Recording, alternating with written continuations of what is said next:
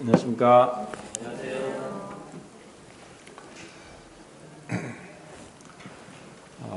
지난주에 사실 상당히 중요한 말씀이라고 했는데 사실 늘 중요한 말씀이고 한데 제가 조금 이제 원론적으로 말씀들을 좀 이제 깊이 좀 하다 보니까 좀 어려운 감도 있었던 것 같고 또 괜히 또 뭐 철학적인 그런 얘기도 해서 조금 죄송한 마음도 있습니다. 지난주에 우리가 어떻게 도덕적인 행위를 해야 하는가 하는 마음의 근본 동기에서 성경적으로 아니라 유명한 철학자 임마누엘 칸트의 윤리행위 상학에서 이제 두 가지를 이제 잘못됐다고 얘기한 것이, 첫 번째는 자기 행복 추구나 또 두 번째 동정심으로 인한 것은 도덕적인 의를 행하는데 잘못된 거다 하고 이제 얘기를 드렸습니다. 다르게 말씀을 드려서 그리스도의 사랑으로 행하지 않는 모든 것은 자신의 주관적인 판단과 감정에서 나온 것은 잘못되었다고 하는 것을 이제 말씀을 드린 겁니다. 우리 사람들은 사실 아담의 죄로 인해서 그 타락의 깊이를 이리 헤아릴 수 없을 정도로 깊이 타락했습니다. 그렇기 때문에 하나님으로부터 비롯되지 않고 우리 인간으로부터 비롯된 것은 다 문제가 생기고 또 사람이 보기에는 좋고 또 바른 것 같지만 하나님께서 보실 때에 그것이 하나님으로부터 난 순수한 100% 하나님으로부터 난 것이 아닌 것은 하나님이 받을 수 없다는 것입니다. 그래서 의를 행하는 것과 사랑하는 것을 균형을 잡는 것은 실제로 우리 인간으로서는 불가능하다. 그리고 그 기준도 의를 행하는 것만 보더라도 우리는 사실 절대로 행할 수 없습니다. 사랑도 마찬가지입니다. 그런데 그 의를 행하면서도 사랑에 저촉되지 않고 또 사랑을 행하면서도 의에 저촉되지 않는 것은 더더구나 불가능하다. 그렇지만 우리가 그 하나의 기준을 잡고 그 두 가지를 행하면서 하나님께 나갈 수 있는 그 길이 있다고 말씀을 드렸습니다. 그것이 바로 십자가입니다. 그 십자가의 의미가 단순히 2000년 전에 예수님께서 십자가에 못 박히신 거로 끝나는 것이 된다면은 우리는 신앙생활을 잘못하는 것입니다. 그 십자가는 지금도 우리에게 날마다 적용되어야 되는데 성령의 역사로 우리는 죽어야 될 자라는 것, 그리고 이미 그리스도와 함께 못 박혔다는 것, 그리고 그리스도의 죽음과 부활의 연합됨으로 인해서 내가 아니라 그리스도의 생명이 나를 통해 나타난다는 것, 이것이 주님께서 원하시는 것이다 라는 이제 말씀을 드렸습니다. 그러면 오늘은 어떻게 하면은 예수님처럼 예수님을 닮는 삶을 살 수 있을까라는 주제로 말씀을 드리겠습니다. 예수님을 닮는 삶이란 무엇인가? 너무나 이거는 뭐 거대한 주제라서 제가 한 시간에 이 모든 것을 말씀을 드릴 수 없습니다.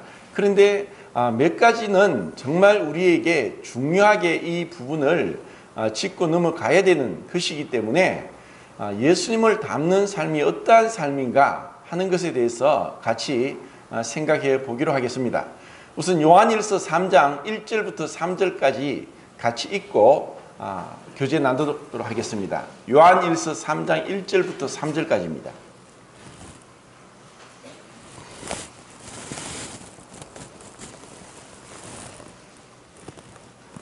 같이 읽겠습니다. 시작.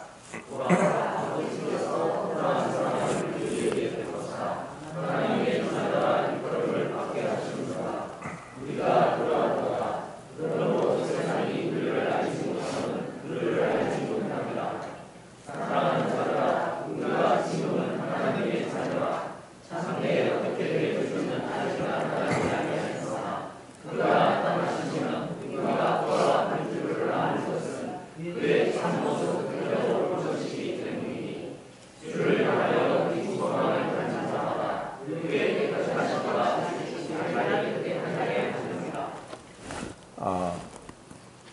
요한일서에서는 믿음이 뭐냐, 참된 신앙이 무엇이냐, 하나님의 자녀는 어떠한 자인가 하는 것을 실질적으로 우리의 삶에 적용하고 자신을 비추면서 우리가 어떠한 자인지를 스스로 판단하게 합니다. 우리의 신앙은 그냥 지식적으로 입술에 있는 것이 아닙니다. 이 복음은 너무나 단순하고 명료하고 또 분명하고 확실하고 또 쉽기 때문에 웬만한 사람은 한번 들어보면은 복음이 무엇인지 이미 알게 됩니다. 그러다 보니까 이 복음이 너무나 쉽고 단순하고 명료하고 또 분명하기 때문에 거짓된 가짜 형제들이 초대교회 때부터 있었습니다. 그리고 이것은 예수님께서 가라지와 알곡 비유를 통해서 우리에게 분명히 말씀하셨습니다. 위대한 사도들이 있었을 당시에도 거짓 형제가 있었다면 오늘은 말할 것도 없습니다. 그래서 제가 지난주에도 요한일서 3장 10절에 하나님의 자녀들과 마귀의 자녀들이 나타난다. 의를 행하지 아니하고 사랑을 행하지 아니하는 자는 마귀의 자녀라고 했습니다. 여기는 분명히 의를 행하지 않고 사랑하지 않는 자들은 구원받지 못한 자들이라고 말씀하고 있습니다. 그리고 우리가 방금 읽은 이 말씀에서는 하나님의 자녀는 그리스도가 깨끗하심 같이 자기를 깨끗하게 하는데 지금은 세상이 알지 못하지만 주님께서 다시 재림하실 때 우리는 그분과 같아질 것이다 라고 말씀합니다. 그래서 우리의 그리스도의 삶에 있어서 그리스도인은 주님을 닮아가는 삶, 그리스도의 형상을 우리에게 이루어지게 하는 삶, 그러한 삶을 살도록 우리를 불러주셨습니다. 단순히 화재보험식의 천국행 티켓을 얻는 것이 아니라는 것입니다. 이것은 참으로 잘못된 복음이고 이것으로 인해서 수많은 사람을 현혹시키고 또 파멸로 이끌어갑니다.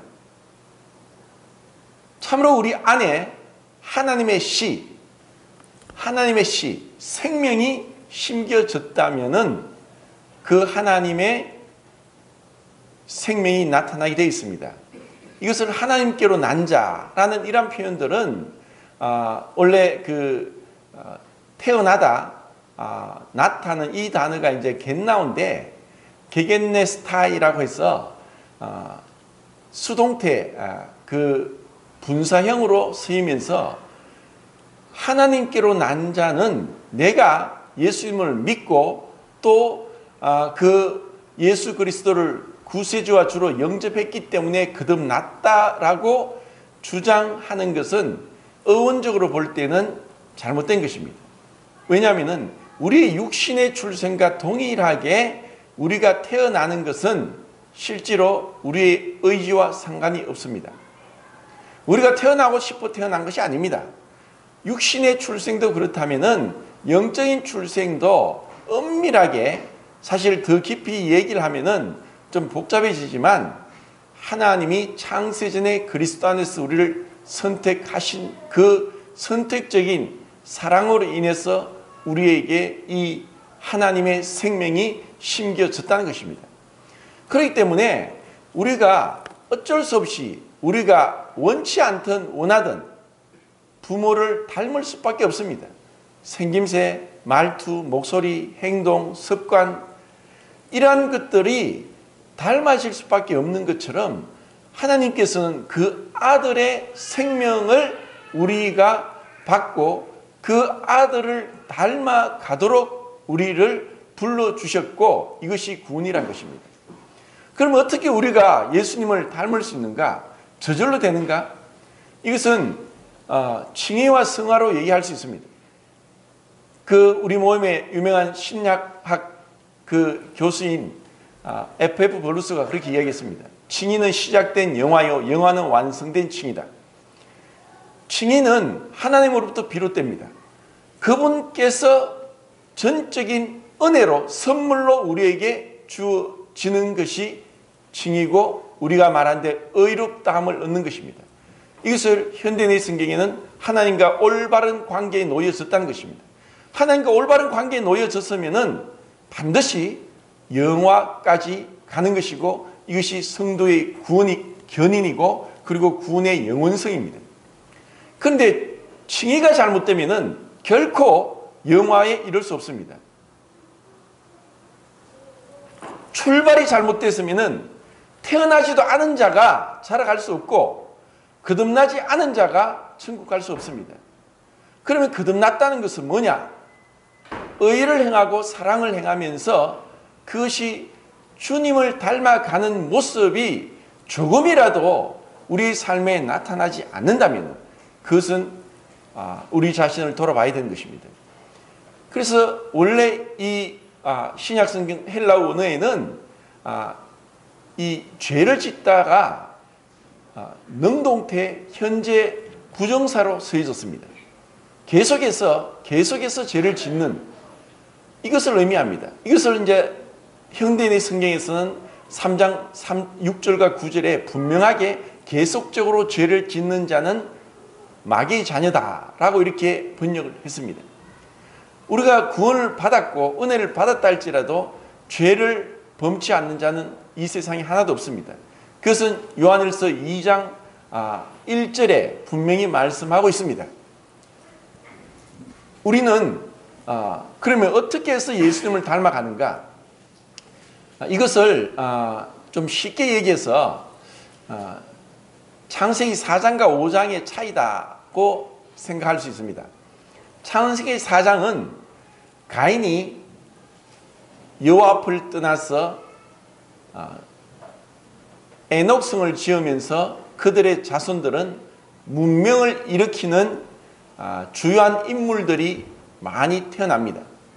사실 이 세상의 문명은 가인의 후예들이 만든 문명입니다. 그런데 5장에서는 하나님께서 아벨 대신에 셋을 주셨다고 했습니다. 셋이란 뜻은 선택이라는 뜻입니다. 그리고 셋이 에노스를 낳습니다. 그리고 에노스 때 비로소 여호와의 이름을 불렀더라 했습니다. 에노스의 뜻은 무엇인가? 죽어야 될 자라는 뜻입니다. 가인을 낳고 나서 어느 정도 시간이 흐른 뒤에 아벨을 낳았는데 아벨은 전도서에 헛되고 헛되며 모든 것이 헛되다는 그 단어가 헤벨인데 동일하게 그 아벨이 그 헤벨에서 파생되지만 그 뜻은 헛되답니다. 허무하다는 것입니다. 이미 가인이 태어나고 나서 아담과 하와에게 근심이 되었습니다. 무언가 모르게 왜 가인을 통해 근심이 되므로 인해서 둘째 아이의 이름을 헛되다고 지었을까? 그리고 왜 셋은 에노스, 죽어야 될 자라고 지었을까? 그리고 5장의 하나님의 자녀들은 메세의 아들을 낳고 메세까지 살더라. 이것이 반복해서 나옵니다. 그들은 어떠한 업적을 이룬 것도 없습니다. 그냥 그들은 메세까지 살다가 메세 자식을 낳고 살았다는 그것밖에 없습니다. 이것이 창세기 4장과 5장의 차이고 제가 오늘 이 4장과 5장의 차이를 좀 자세하게 말씀을 드리겠습니다. 그 차이가 무엇인가? 여기서 우리는 예수님을 닮는 삶이 어떠한 것이라는 것을 이제 알게 된다는 것입니다. 지난주에 우리 성도님들이 뭐 어떻게 다 시간이 맞지 않아서 한 17분 이제 울진의 이제 조창식 형제님 가정을 방문했습니다. 참 귀한 그 대접을 받고 그리고 또 교제를 하는 가운데 제가 이제 그 커피숍에서 이삭과 이제 이스마엘에 대해서 잠깐 말씀을 드렸습니다. 그것을 제가 오늘 좀 더 자세하게 말씀을 드리겠습니다. 이삭과 이스마엘의 차이를 우리가 알게 될 때 예수님을 닮는 삶이 어떠한 삶인가를 알게 되고 그리고 혹시라도 이 말씀을 들으면서 자신의 신앙을 점검하고 또 혹시 내가 이러한 삶이 아닌가 하는 것을 자아성찰하는 그러한 기회가 되기를 바랍니다. 우리는 그런 얘기를 합니다. 예수를 믿는 것은 너무나 쉽다. 수고하고 무거운 짐진 자들아 다 내게로 오라. 내가 너희를 쉬게 하리라. 나는 마음이 온유하고 겸손하니 나의 멍에를 메고 배우라. 나의 멍에는 쉽고 가벼움이니라 라고 했습니다. 수고하고 무거운 모든 자들, 어떠한 죄인이든 어떠한 어려운 형편에 있든지 누구라도 조건 없이 예수님께 나갈 수 있습니다. 그리고 그분께서 은혜로 전적인 그분의 창조주의 능력으로 우리를 변화시키고 안식하게 하실 수 있습니다. 그리고 예수님보다 더 전능하시지만 또한 온유하고 겸손한 분은 없습니다. 그래서 누구든지 그분께 갈 수 있습니다. 그런데 우리는 그것까지는 압니다. 주님은 말씀하십니다. 나의 멍에를 메고 배우라. 우리가 주님을 따라가는 것은 그러면 어떤 의미에서는 우리가 지난주 말씀드린 것처럼 의를 행하기 위해서 사실 우리가 열심히 달려가지만 그 의를 행할 수 없습니다. 우리는 그리스도와 같이 의로워질 수 없습니다. 우리의 의로움은 신분적인 의고 주님이 우리에게 더듬혀 준 우리에게 전가된 의입니다. 그렇지만 주님이 원하는 것은 이 전가된 의 외에 우리 안에서 그리스도를 인해서 이 의로워지는 인격적인 성품적인 의, 그것을 우리에게 새겨지기를 원하십니다. 너희 안에 그리스도의 형상이 이루어지기 위해 내가 다시 해산한 수고를 한다 하고 갈라디아서 4장 19절에 나와 있는 말씀대로 정말 우리 안에 내가 그냥 구원받고 끝나는 것이 아니라 자라가는 것, 그리스도를 닮아가는 것을 원합니다. 그럼 어떻게 그리스도의 의를 닮아가는가? 불가능하지만 우리가 냉정하게 보면 불가능하지만 이것이 자칫 잘못해서 자기가 자신을 이것을 이루려고 하다가 보면은 나중에는 지치게 됩니다. 손을 들게 됩니다. 아니면은 바리새인처럼 자신은 율법의 의로는 흠이 없다 하고 바울이 되기 전 사울이 되었을 때 얘기했습니다. 율법의 의로는 흠이 없다. 율법은 다 지켰다. 그 부자 청년이나 그리고 그 서기관이 와서 다 지켰습니다. 그렇지만 예수님은 의와 인과 신을 버렸다.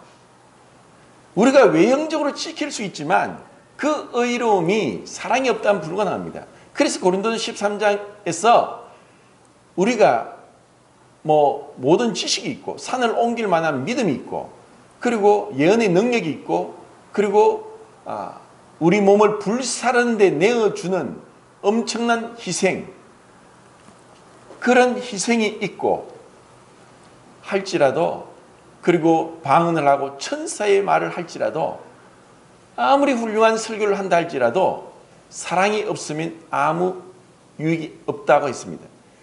사랑이 없이도 그렇게 할 수 있다는 것입니다. 그래서 이것은 예수님을 닮지 못하고 이삭과 이스마엘의 차이를 알지 못할 때 오는 이러한 모습입니다. 자, 우선 적으면서 좀 말씀드리겠습니다. 자, 이삭과 이스마엘의 차이는 그 근원부터 그슬로 올라가야 됩니다. 자, 이삭은 누구를 통해 낳았습니까? 사라를 통해 납니다. 이스마엘은 하갈을 통해 납니다. 갈라디아 4장 보면은 사라는 하늘에 있는 예루살렘이라고 합니다. 하갈은 땅에 있는 신의 산, 땅에 있는 예루살렘이라고 얘기를 합니다. 그리고 사라는 자유하는 여자다고 했고 하갈은 종된 여자다고 했습니다. 자, 이런 차이가 결국은 무엇을 만들어내느냐? 이삭은 결국 믿음으로 성령으로 시작했지만 이스마엘은 육체의 종된 모습으로 그리고 이 율법 아래서 이 이스마엘이 태어나게 됩니다. 그러니 여기서는 열매를 맺지만 여기서는 일들이 나옵니다. 자, 쉽게 요약해서 이제 이렇게 이제 정리를 할 수 있는데 하나하나 이제 살펴보겠습니다. 구원받지 않은 자들뿐 아니라 구원받았음에도 불구하고 이스마엘과 같이 그러한 길을 걸어갈 수 있습니다. 이것을 일들과 열매의 차이라고 합니다. 일들은 어디서 나오느냐? 육체에서 나옵니다. 육체는 제가 전에 율법과 은혜를 비교하면서 말씀드릴 때 율법은 행위고 은혜는 믿음이라고 있습니다. 행위는 자기 자랑이고 믿음은 자기 부인이라고 있습니다. 그 자기 자랑의 중심은 자아가 중심이 되어 있고 육체가 중심이 되어 있습니다. 그런데 믿음, 은혜는 자기 부인인데 그 중심에는 그리스도가 있고 십자가가 있습니다. 이것은 너무나 큰 차이입니다. 왜 갈라디아 교회에 서신이 서여져야 됐느냐 하면은 성령으로 구원을 받았다고 하면서 다시 율법으로 돌아가는 율법주의에 빠졌기 때문에 갈라디아 교회가 서여졌습니다. 오늘날 우리나라 교회는 이 율법주의 아니면 율법 폐기론, 방종주의 두 가지로 치우쳐져 있습니다. 그리고 처음부터 구원 못 받고 율법의 아래에서 종로를 하는 그런 어리석은 자들도 있는 반면에 구원은 받았지만 어떻게 그리스도를 닮아가고 점진적인 성화를 이루어 가는지를 모르기 때문에 다시 율법적인 방법으로 행하려고 합니다. 그러다 보니까 분명히 구원을 받았는데 주님을 닮아가는 삶이 굉장히 힘듭니다. 왜냐? 사실 저 높은 곳을 향하여 가기 위해서 주님처럼 그렇게 가려고 하니까 얼마나 고되고 힘듭니까? 계속해서 그렇게 나아갑니다. 분명히 그리스도께서 우리를 자유케 하려고 자유를 주셨으니 다시는 종의 멍에를 매지 말라. 갈라디아서 5장 1절에 말씀하셨는데 또 다시 종의 멍에를 맵니다. 종의 멍에를 매는 것이 무엇입니까? 그것은 내가 육체의 어떤 모양과 자랑을 내려고 하는 것이 율법이고, 그럴 때 그것은 일들이 되고, 그것은 잘 되면 자기 자랑이고 못 되면 좌절하고 열등감에 빠집니다. 그래서 자아가 중심이 된 자들은 교만과 열등감을 시소타도 왔다 갔다 합니다. 그리고 주님을 따라가는 것이 어떻게 보면 평안이 없습니다. 쉼이 없습니다. 기쁨이 없습니다. 나름대로 그 목표는 분명합니다. 주님을 닮아가는 것.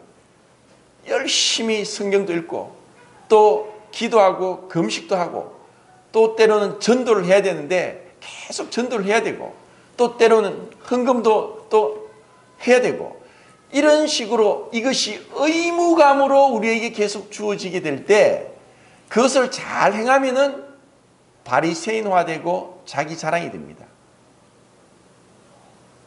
이 무서운 일입니다. 이런 자들이 많습니다. 그런데 그러한 자들은 자기를 못 깨닫습니다. 자기는 정말 열심을 내서 한다고 생각합니다. 사울이 다메섹 도상에서 주님을 만나기 전까지는 율법에 이런 흠이 없다. 나는 주님을 섬기기 위해서 이런 그리스도인들을 잡아 가두는 것이 하나님을 섬기는 일이라고 생각했고 그 일을 스스럼없이 힘을 다했습니다. 사울이 바울이 되고 나서 이제는 율법에 열심히 있는 자들이 바울을 죽이지 않고는 먹지도 않고 잠도 안 자겠다고 하는 자들이 부지기수로 생겼습니다. 이건 왜 그런가? 이 모든 문제가 성경에서 성경을 잘못 해석하고 그리고 참된 원리를 모르기 때문에 그런 일이 일어나는 것입니다.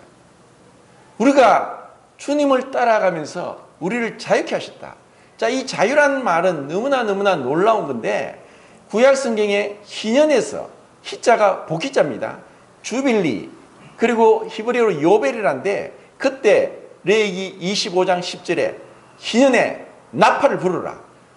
순양의 뿔로 만든 굽은 뿔이 아닌 고전 뿔로 나팔을 불면서 7월 10일 날 대속죄일 날 신년이 시작되는데 그때 자유를 공포합니다. 그 자유는 대로르라고 해서 새가 날개를 펴고 창공을 마음껏 나는 것입니다. 물고기가 물속을 유유자적 유영하는 것, 그 야생동물들이 아프리카 초원에서 떼를 지어서 무한 질주를 달려가는 그 하나님이 주신 모든 생명의 은혜와 능력으로 하나님이 주신 것을 만끽하는, 자유를 만끽하는 것입니다.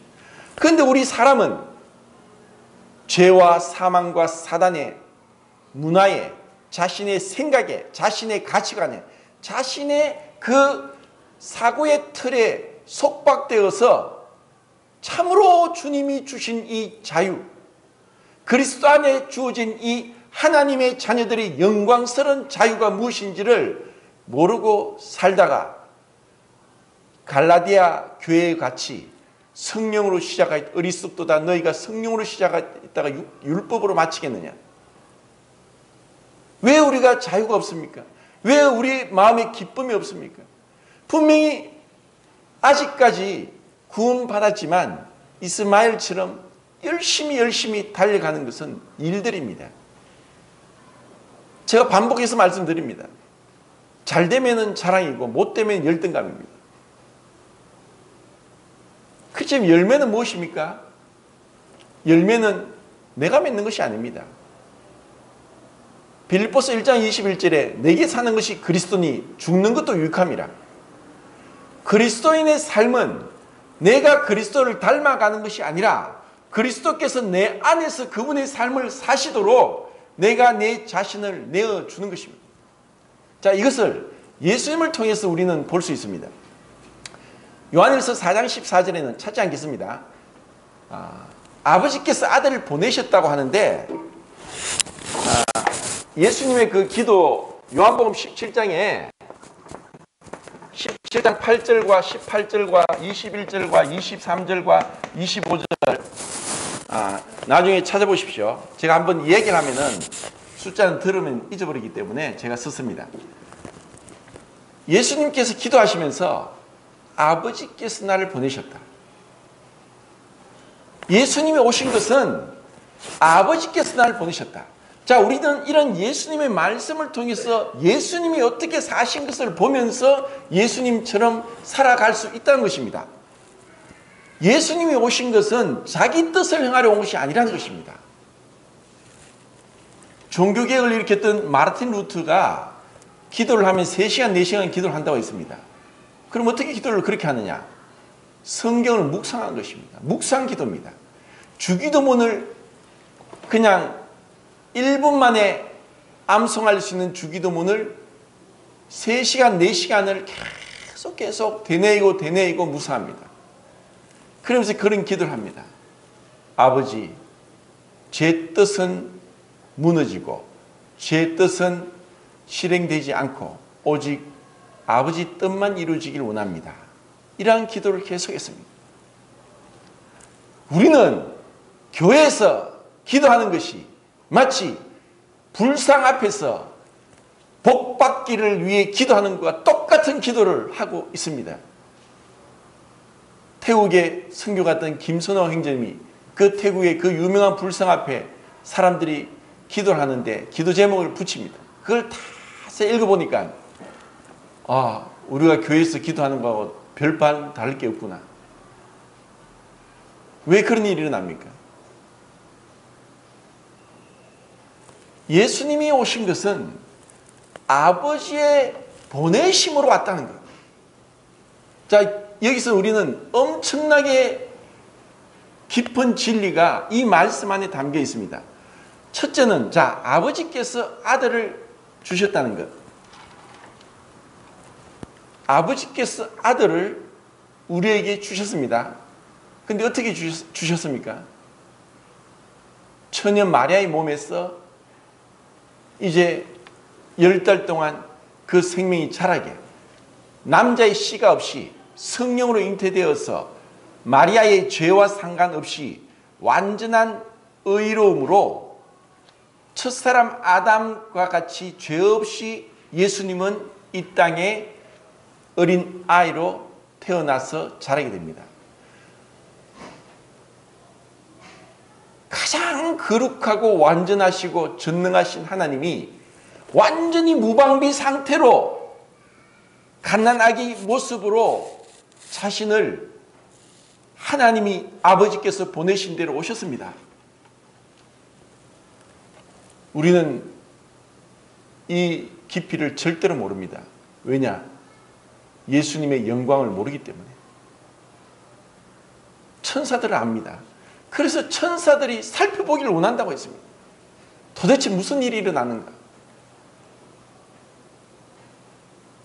자, 아버지께서 세상을 이처럼 사랑하사 독생자를 주셨습니다. 사랑은 무엇입니까? 주는 것입니다. 그래서 사랑을 측정하는 것은 그 사랑하는 자에게 무엇을 주었느냐로 측정합니다. 하나님은 우리에게 분에 넘치는 감당치 못할 엄청난 사랑의 선물을 주셨습니다. 그것은 구원이 아니라 영생이 아니라 천국이 아니라 독생자 예수님입니다. 그분을 우리에게 주신 겁니다. 이거보다 더 큰 사랑은 없습니다. 제가 어제 강원도 원주교회에 가서 북한 선교 모임을 갔다 왔습니다. 탈북자가 이제 목사가 돼가지고 이제 자기가 탈북한 그리고 북한의 사정을 간증을 합니다. 북한은 도덕적으로 양심적으로 인간의 인간성이 말살되고 성경에 나오는 하나님 자리에 김일성을 넣으면은 똑같다고 할 정도로 인간이 신이 된 나라입니다. 그래서 하나님을 버렸기 때문에 인간성, 도덕성, 양심 모두가 파괴됐습니다. 죄가 죄인 줄 모릅니다.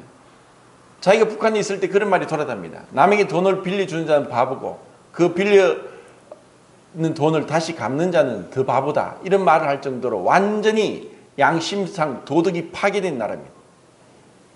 그래서 도둑질해도 죄가 아닙니다. 중국에 있으면서 한국의 선교팀 이쁜 아가씨와 같이 시장에 갔다가 과일을 훔쳐서 자랑했는데 그 그리스도인 아가씨가 화를 내면서 넌 도둑이야. 그 말에 자기는 성경을 백독을 했는데도 주님을 믿지 못했고 내가 북한에서 속았는데 또 속을 줄 아냐 하고 마음을 닫고 있었는데 성령이 그 마음을 찔러서 2개월 동안 고통 가운데 내가 도둑이다 하는 고통 가운데 있다가 구원받았답니다.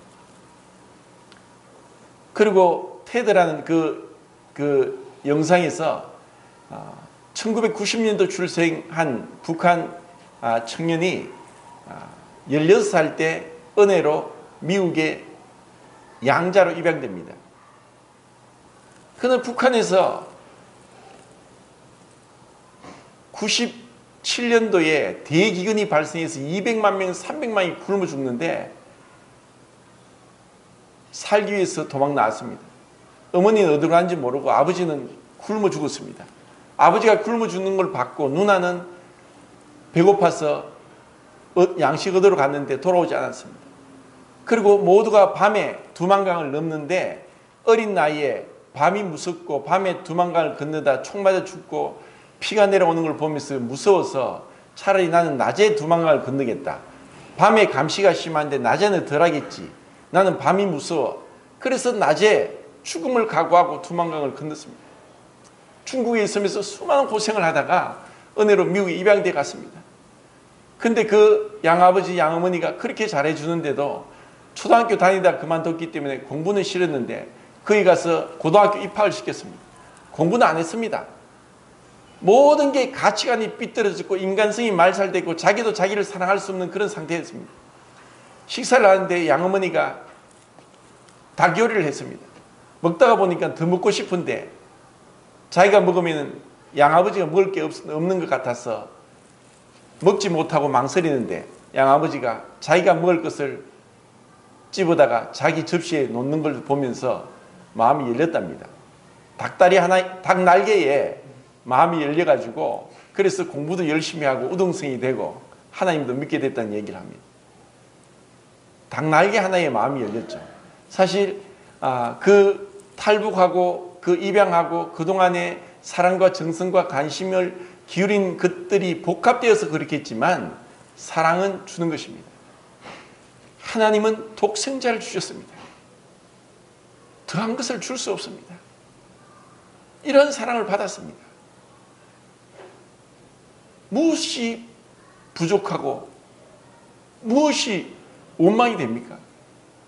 우리는 하나님 아버지께서 유일한 독생자를 우리를 위해서 무방비 상태로 우리를 위해서 우리의 죄를 위해서 그 비참한 십자가의 죽음까지 내던지셨습니다. 그 아들을 외면했습니다. 아들 예수님 어땠습니까? 예, 아버지께서 보내시니 가겠습니다. 자, 우리는 구원은 뭡니까? 구원은 순종입니다. 순종하기 위해서 반드시 필요한 게 있습니다. 무엇이죠? 로마서 1장과 16장에 나옵니다. 믿음입니다. 믿음은 비가시적이고 비체험적인 성령의 역사입니다. 믿음이 나에게서 있는 것이 아니라 하나님의 선물입니다. 그 믿음이 주어지면은 그 믿음은 뿌리고 마음에 숨겨져 있지만 그 믿음이 열매로 드러나는 것은 순종입니다. 믿는다고 하면서 순종하지 않는 것은 거짓 믿음이고 죽은 믿음입니다. 야고보서는 얘기합니다. 행위가 없는 믿음은 죽은 믿음이다. 아하, 허탄한 사람아, 귀신도 하나님이 한 분인 줄 믿고 두려워 떤다. 그러나 귀신은 순종하지 않는다. 믿는다고 하면서 순종하지 않는 것은 거짓입니다.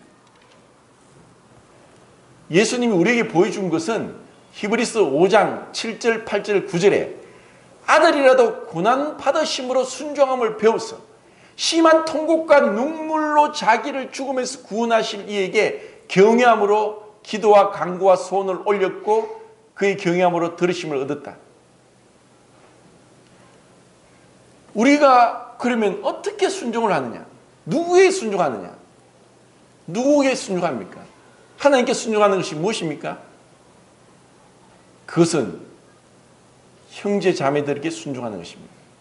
형제 자매들에게 순종하지 않고 형제 자매들을 수단시하고 이용하고 그들을 통해서 내 신앙의 업적을 세우려고 육체로 자기 열심으로 행하는 수많은 자들이 있습니다. 교회가 무엇입니까?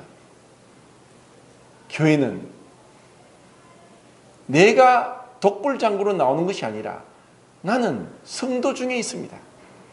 나는 나의 백성 중에 그 하나이다. 나는 백성 중에 있습니다. 그 백성 중에 한 사람입니다. 우리 몸에 기관이 다양하게 있습니다. 다 다릅니다. 다양성. 그렇지만 하나로 연합되어 있습니다. 그리고 그것은 상호 의존하면서 한 몸을 이룹니다. 그러다가 우리 몸에 어느 부위가 갑자기 커지고 생장이 빨라지고 다른 것을 죽이고 하는 것이 암입니다. 교회 안에도 암적인 존재가 많습니다. 자기 뜻, 자기 계획, 자기 야망을 이루려고 성도를 불편하게 합니다. 사랑하면 남을 기쁘게 하고 사랑하면은 남의 유익을 구하는 것입니다. 아버지와 아들의 관계에서 사랑이 무엇인지를 보여줍니다.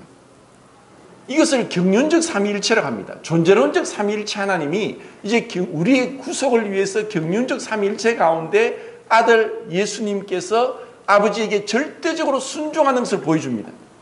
그것은 아들 예수님이 아버지 하나님보다 열등해서가 아닙니다. 동등합니다. 그런데 왜 아들 예수님이 절대적으로 순종하느냐? 우리가 불순종의 자녀고 우리가 우리 뜻을 행하려고 내 스스로 하나님이 되고자 했고 내 스스로 선과 악을 구분하면서 스스로 하나님 자리에 올라갔기 때문입니다. 그런데 이렇게 교회 생활을 오래 해도 교회가 뭔지를 못 보고 성도의 귀함을 모르고 성도가 바로 주님인데 주님 뜻대로 한다고 하면서 성도들 의견을 무시하는 것은 육체의 일입니다. 육체의 일들입니다. 죽지 않기 때문입니다. 그리고 성도 간의 관계는 어떤 의미에서는 제가 전에 노력에 대해서 얘기할 때 이런 말씀을 할 것 같은데 우리 인간 사이의 문제는 많은 것이 문제가 되는데 진짜 문제가 뭐냐?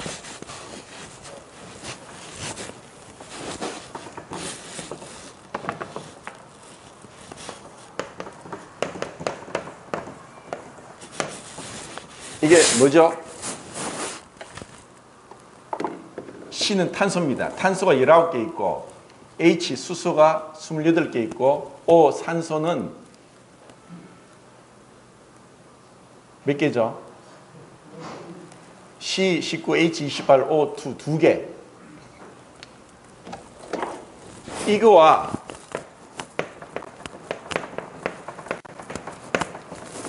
이게 이제 테스토스테론의 분자식이고 밑에가 에스트로겐의 분자식입니다.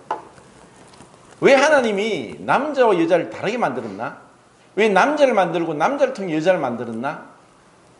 죄가 들어오고 나서 창세기 3장 16절에 표준 세변역에 여자는 남자를 지배하려고 하나 남자는 여자를 다스릴지니라 라는 말씀을 합니다. 이것은 창세기 4장 7절에 가인이 죄와의 관계와 똑같습니다. 똑같은 히브리어 문장 구조입니다. 지배권의 다툼입니다. 사실 제가 토요일마다 청년들 결혼 특강을 하는데 제가 이렇게 물었습니다. 참 내가 보면은 살면 살수록 남자와 여자는 너무 다르다. 우리 자매는 뭐 다른 자매들하고 통할 때 보면은 1시간, 2시간을 통한다. 도대체 정말 기이하고 어떻게 그러냐. 그런데 뭐 나 같은 경우는 한 10분 아니 5분만 하면 다 충분하다 이렇게 얘기하니까 나이 제일 많은 신조 형제가 아닙니다. 2분이면 충분합니다. 2분 안에 끝냅니다. 용건만 간단히. 사실 남자들은 있어도 그렇게 얘기하지 않습니다. 왜 그러냐? 약점을 안 보입니다. 남자는 끊임없는 그 다스림, 권위, 우두머리 자리를 탐하는 게 남자입니다.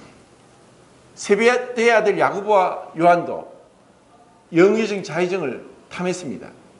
그래서 제일 먼저 스데반 다음으로 순교당하죠. 야고보가. 자, 하나님께서 이 남자들은 공격적이고 쟁취하고 그리고 이 야망 가운데 그것을 이루고자 하는 진취적인 일을 계속해서 만들어갑니다. 이것을 일 중심의 사역과 관계 중심의 사역으로라도 비교할 수 있고 사도행전 16장에 바울과 바나바의 사이도 이렇게 표현할 수가 있습니다. 남자들은 어릴 때부터 공격적이고 쟁취하려고 하고 그리고 함께 나누고 하는 것을 힘들어하고 쉽게 되지 않습니다. 여자들은 관계 중심이고 함께 나누고 공감을 가지고 그렇게 함께 합니다. 그러다 보니까 남자 여자가 같이 연합되는 건 쉽지 않습니다. 그리고 성도 간의 사이에서도 이러한 어떤 이 본질적인 그것 때문에 쉽지 않습니다. 제가 동물에 대해서도 관심이 많아가지고 꿀벌에 대해서 보니까 우리나라와 중국과 일본에만 있는 꿀벌 중에 최고의 포식자가 장수말벌입니다. 이 장수말벌은 꿀벌보다도 5-6배 덩치가 큰데 이 한 마리의 장수말벌이 100마리의 꿀벌을 이길 수 있습니다. 그래서 이 장수말벌이 10몇 마리가 모여서 그 벌집으로 가죠. 벌집에 가면은 정육각형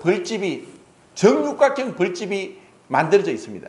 프로폴리스가 발라져서 썩지도 않습니다. 그리고 거기다가 여왕벌이 알을 낳습니다. 그러면 그 꿀벌들이 꽃마다 다니면서 꿀을 입으로 빨고 그 배에다가 꽃가루, 화분이라죠. 그거를 묻혀옵니다. 그래서 그 벌집 아닌 알에다가 이 화분, 꽃가루를 차곡차곡 지어 넣습니다. 그러면 이 알에서 벌이 나와서 이 꽃가루를 먹고 벌이 됩니다. 그러면 이 장수 말벌이 와가지고 그 안에 있는 알을 다 먹어버리죠. 그러면은 그 크고 튼튼한 턱으로 꿀벌들을 그냥 물어버리면 그대로 죽습니다. 그래서 앞에 있는 꿀벌들 다 죽이고 그 꿀을, 알을 먹을 때 꿀벌들 어떻게 하느냐. 자살 특공대를 만들어가지고 수십 마리가 장수 말벌을 에워싸고 물어뜯고 하면서 결사가고 하면서 그 알을 지킵니다. 처절하리만큼 무엇이 왜 그렇게 만들었느냐. 하나님이 본능적으로 이 자연의 생태계가 돌아가기 위해서. 그래서 아인슈타인이 벌의 3분의 1이 죽으면 지구상의 모든 생물은 멸종한다 했습니다. 하나님이 그런 본능을 주셨어요. 그런데 이것이 우리에게 생육하고 번성하고 사랑하고 섬기고 하나님을 찬양하고 하나님 만든 세상을 다스리기 위해서 주어진 것이 결국 선악을 먹고 자기가 하나님같이 되고자 하니까 자기의 야망, 자기의 계획, 자기의 이상을 위해서 이 하나님이 주신 능력을 허비하는 것입니다. 죄는 하나님을 떠나 독립된 것이고 하나님을 떠나서 사람과 독립되어서 천상천하 유아독존이라면서 자기를 위해 사는 인생이 죄입니다. 구원은 뭐냐? 하나님과 원수된 자가 이제 하나님과 화목되고 하나님의 아들이 되고 그리고 사람들과 원수처럼 사람을 이용하고 짓밟고 수단시했는데 이제 그 사람들을 내 몸같이 사랑하면서 그들을 섬겨주는 것이 구원입니다. 그래서 진정한 구원은 내가 하나님과 올바른 관계에 놓여지고 교회 안에서 그 교회 안에서 성도가 수에 상관없이 이들을 내 몸같이 사랑하는 것을 배우면서 나는 교회 성도 중에 한 지체입니다. 그 지체 중에서 내가 주어진 은사로 다른 성도를 섬기는 것입니다. 성도가 잘되고 성도가 기뻐하는 것이 내 기쁨이고 성도가 유익한 것이 내 기쁨이다 하는 희생적인 사랑을 배우는 것이 교회입니다. 이 교회를 못 배우면 우리는 절대로 변화되지 않습니다. 주님을 사랑하는 것은 마태복음 25장 41절에 내 형제 중에 지극히 작은 자에게 한 것이 곧 내게 한 것이다. 주님, 우리가 언제 가난하고 헐벗고 줄이고 목마르고 그리고 병들고 옥에 갇혔을 때 주님을 찾아봤습니까?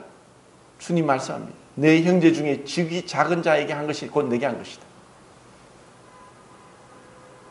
우리가 이런 주님을 성도들 회중 가운데서 배우면서 그리고 이 사랑이라는 것은 관계를 통해 이루어지는 것이 내가 사랑하고 싶어 사랑하고 사랑하기 싫으면 사랑하지 않으면 바리새인입니다. 서기관입니다. 원수도 사랑해라. 교회가 내 마음의 성도에 안 맞아가지고 내가 교회를 떠나고 다른 데 간다는 것은 주님이 나를 이곳에 붙여서 나를 여기서 주님을 배우도록 내 자아가 꺾이고 십자가에 못 박히고 그리고 내 교만이 꺾이면서 주님이 간 그 고난의 길, 십자가의 길, 섬김의 길, 그 멸시와 천대의 길을 가면서 주님을 배워가는 것입니다. 그런데 이것은 마치 이삭이 자유한 가운데 하늘의 그 약속을 붙잡고 나갔지만 이스마엘은 육체로 나갔습니다. 우리는 구원 받았지만 이스마엘과 같이 율법으로 육체로 자기 의를 위해서 일들을 만들어내면서 주님의 일을 할 수 있습니다.